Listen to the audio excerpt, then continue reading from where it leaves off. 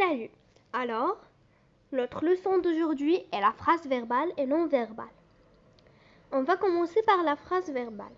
La phrase verbale s'organise autour d'un verbe, conjugué à un mode personnel ou impersonnel. C'est quoi un mode personnel? Un mode personnel, c'est-à-dire qu'il admet la distinction des personnes grammaticales, comme je, tu et les hommes. Et un mode impersonnel, ça veut dire qu'il n'admet pas la distinction des personnes grammaticales. Ça veut dire qu'il n'y a pas de sujet. Alors, qui constitue le noyau de la phrase? Alors, ce verbe, c'est lui le noyau de la phrase.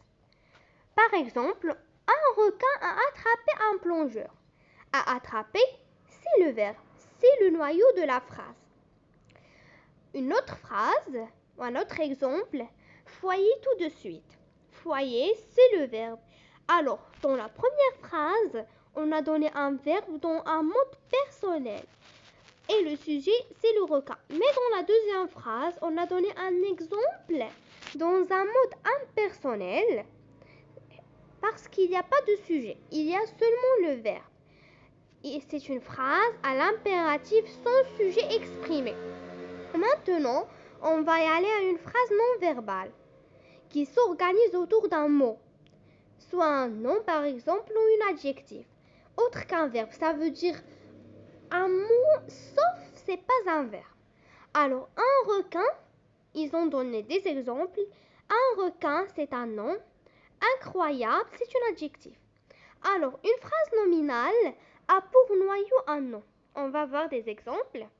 Les phrases nominales sont souvent soit des phrases exclamatives ou interrogatives. On va donner des exemples. Alors pour la phrase exclamative, attention au requin. Requin, c'est un nom, mais c'est pas un verbe. Alors cette phrase, son noyau est le mot requin et le nom requin. Et maintenant, on va aller à l'exemple de la phrase interrogative. Quel requin? Alors, dans cette phrase, le noyau est aussi requin, est un mot, pas un verbe. Alors, il y a aussi des titres ou des slogans publicitaires. Exemple, la mort d'un plongeur. Alors, mort, c'est le nom, le noyau de la phrase. C'est un nom. On a un autre exemple. Squale, la boisson des vacances. La boisson des vacances. Squale, c'est le nom. Le noyau de la phrase. Et voilà, c'est ça la leçon. Alors maintenant, on va aller à l'exercice. Alors maintenant, à vous de trouver si ces phrases sont verbales ou non verbales. On va les voir.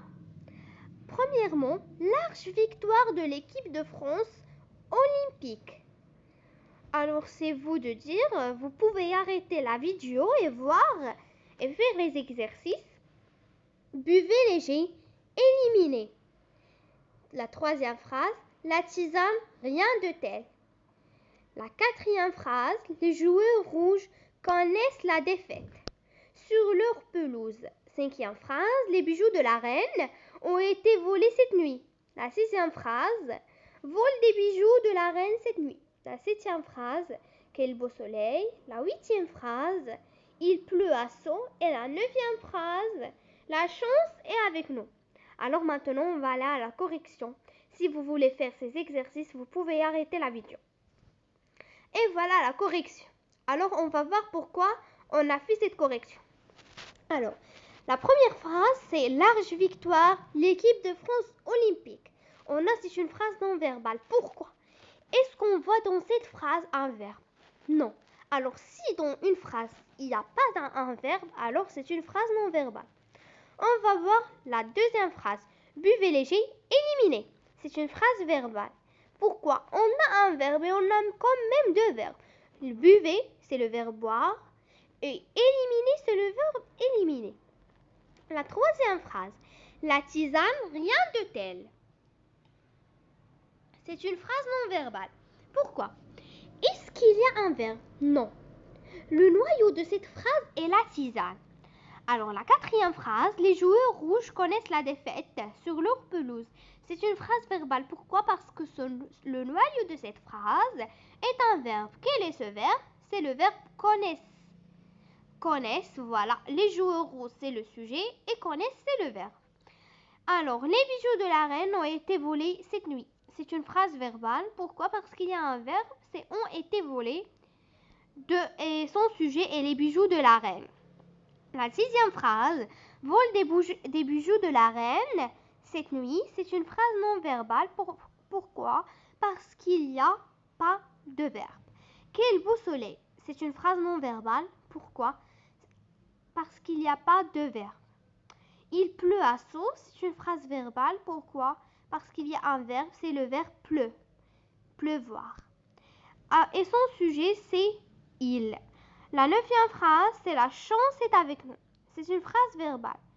Parce qu'il y a un verbe, c'est le verbe être.